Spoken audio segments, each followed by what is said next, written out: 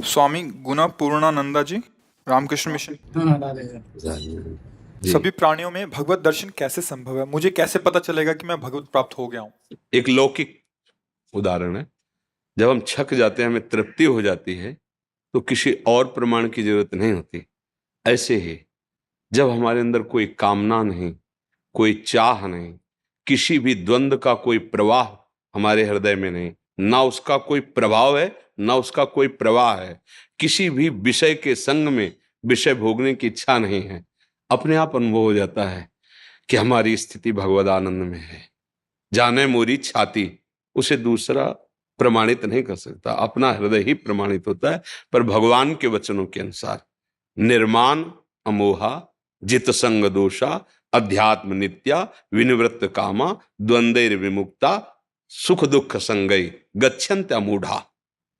जो अमूढ़ पुरुष अर्थात ज्ञानी पुरुष, विवेकवान, मान रहित हो गया, मान का कोई प्रभाव नहीं। अपमान का प्रभाव जैसे दुख होता है, ऐसे मान का प्रभाव सुख होता है। जब हमारा मान होता है, अगर हमारे हृदय में गुदगुदी हो रही, तो ये भगवत प्राप्ति में बाधक है। मान त्यागी होना चाहिए। सबहि मान पद आप अमानी, जैसे महाप्रभु चैतन्य देव कहते हैं, अमानिना स्वयं और मान देनो, दूसरों को मान देने वाला, स्वयं मान रहित। तो पहला लक्षण भगवत प्राप्त महापुरुष का होता है, उसे मान का तनिक भी प्रभाव सुख नहीं प्रदान कर पाता। तो सीधे आ गया कि अपमान का उसे दुख नहीं होता, मतलब मान अपमान में सम है।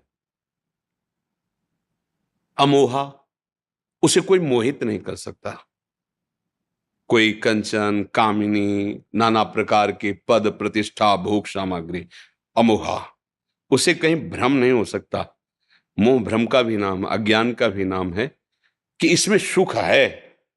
प्रभु के सिवा त्रिभुवन में किंचन मात्र कहीं सुख बुद्धि नहीं होती। निर्माण अमोहा, वो मोह रहित होता है किसी से। जित संग दोषा, चाहे कोई पास में बिल्कुल सब विषय सामग्री रख दे, लेकिन उसके अंदर भोग की इच्छा नहीं होगी। जब श्री महामुनि सुखदेव जी को भगवत तत्व का बोध हुआ, तो हृदय कहता है कि प्रमाण तो कोई दे कि यही स्थिति है। तो वो तो ब्रह्म प्राप्त महापुरुष ही गए। तो अपने पिता भगवान व्यास देव जी के पास गए, क्योंकि साक्षात ब्रह्मरूप भगवान के अवतार श्री कृष्ण द्वैपायन भगवान व्यास देव जी। कहा कि हमें जो बोध हुआ है, ये तत्वबोध है। उन्होंने देखा और कहा, परम ज्ञानी श्री विदेहराज जनक जी मिथिला में विराजमान है, आप उनके पास जाकर प्रश्न करें, वो आपको उत्तर दे दें। गए।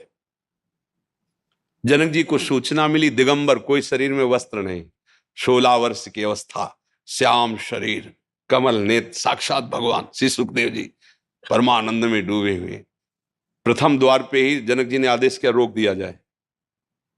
एक एक शब्द शास्त्र के प्रमाण उसमें भगवत प्राप्त महापुरुष के, रोक दिया गया। बोले 7 दिन तक कोई उत्तर नहीं और अंदर प्रवेश न करने दिया जाए।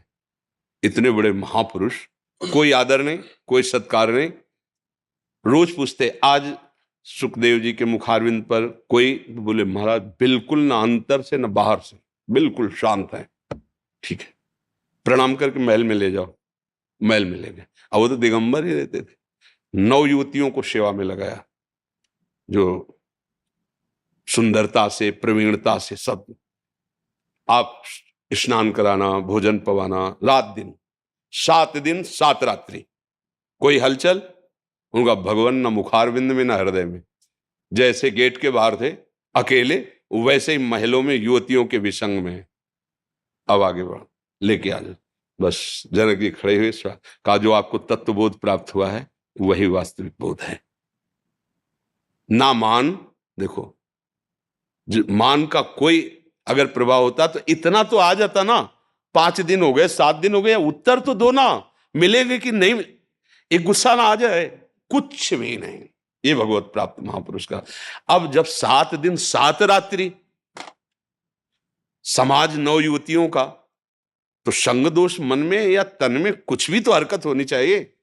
शांत, क्योंकि वो ब्रह्म के सिवा किसी और को नहीं देख रहे। अगर स्त्री देखेंगे तो हलचल हो सकती है, लेकिन ब्रह्म देख रहे हैं, तो भी हलचल किस बात की? भगवान इस रूप में, जैसे देवताओं ने और दैत्यों ने दोनों ने मोहिनी रूप देखा, लेकिन देवताओं को पता हरि है इसलिए कोई मोहित नहीं हुआ, और दैत्यों ने नहीं समझ पाए हरि है तो मोहित हो गए। तो जब हमारे अंदर किसी भी अपमान और मान का प्रभाव न हो, कहीं भी भ्रम मोह ये ना हो कि ये सुख है, जित संग दोषा, कोई भी संग आपको प्राप्त हो जाए और आपके हृदय में दोष ना पैदा हो, चाहे वस्तु, व्यक्ति, स्थान, बहिर्मुख, दुराचारी, पापी, कोई भी संग में हो, लेकिन हमारे अंदर किसी भी तरह का रोष, घृणा, नफरत या ममता, कोई भी दोष प्रकट न हो, जो जल में कमल का फूल रहे। और अध्यात्म नित्य अपने आत्म स्वरूप में स्थित है। आत्म स्वरूप में स्थित का लक्षण स्थूल, सूक्ष्म, कारण, तीनों से विलग अपने को अनुभव। इन तीनों में हमारा कोई भी आसक्ति राग नहीं। अध्यात्म नित्या विनिवृत्त कामा, आप अध्यात्म में स्थित है, इसका लक्षण है कि कोई भी कामना नहीं होगी, क्योंकि कामना शरीर को लेकर होती है, स्वरूप को लेकर के नहीं होती। और कोई भी द्वंद आपको स्पर्श नहीं, द्वंद्व विमुक्ता, मान अपमान, निंदा स्तुति, लाभ हानि, सुख दुख, जन्म मृत्यु, ये द्वंद्व आपको, और सुख दुख संगई, कोई सुख दुख का प्रभाव नहीं, क्योंकि ब्रह्मभूता प्रसन्नात्मा न सोचती न कांक्षति। ये स्थिति भगवत प्राप्त महापुरुष की होती है, जिसके हृदय में भगवदानंद की स्फूर्ति होती है। अब उसके हृदय में कोई भी स्फुरणा नहीं होती प्रभु के सिवा, न सोचती न कांक्षति, प्रसन्नात्मा, हर समय अखंड प्रसन्नता रहती है। जैसे विज्ञानानंद घन अखंडानंद प्रेमानंद नामों से संबोधित किया जाता है, वही परमात्मा सुख है। आप प्रभु समझे, इसमें कोई संशय? जी।